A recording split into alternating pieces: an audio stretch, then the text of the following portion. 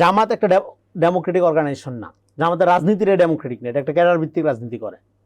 So জামাতের কাছ থেকে যদি ডেমোক্রেটিক নর্ম শিখতে হয় তাহলে বিএনপির তো কচু গাছে ফাঁসি দেওয়া উচিত। জামাতের নেতাদের কাছ থেকে ডেমোক্রেটিক পলিটিক্স কিভাবে করতে এটা শিখতে হবে। মুক্তিযুদ্ধের ইতিহাস শেখাইতেছে চাইছিল তারা কয়দিন আগে, মনে নাই?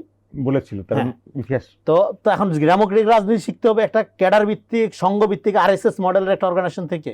বিএনপিকে এত দুর্দিন আসছে বাংলাদেশে, এটা তাদের আন্ডারস্ট্যান্ডিং। তারা মনে করে এটা হবে আপনার জুলাই সনদ, যেটা এটা পলিটিক্যাল ডকুমেন্ট না লিগ্যাল ডকুমেন্ট, এই সংস্কার লাগবে, এটা পলিটিক্যাল কর্মসূচি না লিগ্যাল কর্মসূচি, এটা পলিটিক্যাল কর্মসূচি। এবং এই পলিটিক্যাল কর্মসূচি করার জন্য আপনারা সব দল মিলে টিপ টিপ বৃষ্টির মধ্যে সাইন করেন নাই, স্বাক্ষর তো করছেন।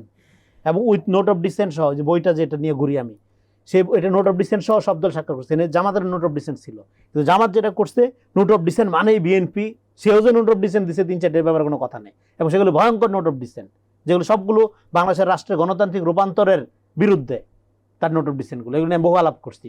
তো ফলে কিন্তু ন্যারেটিভ কি ছিল? বিএনপি জুলাই বিরোধী, সংস্কার বিরোধী, হ্যাঁ, জুলাই গাদ্দার আর সে ঠিকাদার। তো এটা তো শুরুর দিনের ফেনোমেনা। সে কথায় কথায় যে এটা বলে আজকে হাস্যকর করে তুলছে।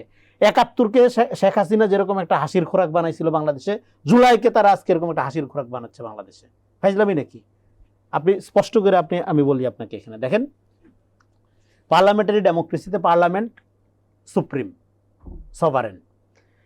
জলেন আপনি এই যে জুলাই সনদ বাস্তবায়ন করবেন, এটা যদি পার্লামেন্ট রেটিফাই না করে, পার্লামেন্ট যদি অ্যালাউ না করে, আপনি কীভাবে করবেন? এবং পার্লামেন্টের সদস্যদেরকে জনগণ নির্বাচিত করে সমস্ত বিষয়ের আইন করার এখতিয়ার দিয়ে। আর জুলাই সনদ তো মাত্র একটা বিষয়। সো একটা বিষয়ে গণভোটে যদি 100% হাও আসে বা ইয়েও হয়, সেটা কি পার্লামেন্টের ক্ষমতার চেয়ে বেশি হয়? এই ধরনের বুদ্ধি নিয়ে আপনারা চলেন কিভাবে? গণভোট আপনি যুক্তি দিচ্ছেন, গণভোট তো দরকারই নেই, কারণ আপনি আগেই তো অঙ্গীকার করছেন। বিএনপি কি স্বাক্ষর করে নাই যে এটা বাস্তবায়ন করবে?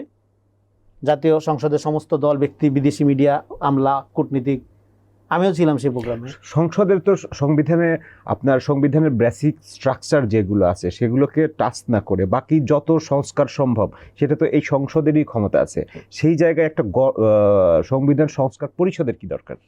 সংবিধান সংস্কার পরিষদ লাগবে, কারণ হলো আমাদের যে বিগত শাসনামলটা ছিল সেটা একটা সাংবিধানিক ফ্যাসিবাদের মধ্যে ছিল। সংবিধান সংস্কার পরিষদের ব্যাপারে তো বিএনপির কোনো আপত্তি নেই, সংবিধান সংস্কার ব্যাপারেও তো বিএনপির কোনো আপত্তি নেই। বিএনপির 31 দফার মধ্যে নাই। বিএনপি তো সংস্কারের প্রস্তাবনা বাংলাদেশে শুরু করছে কে?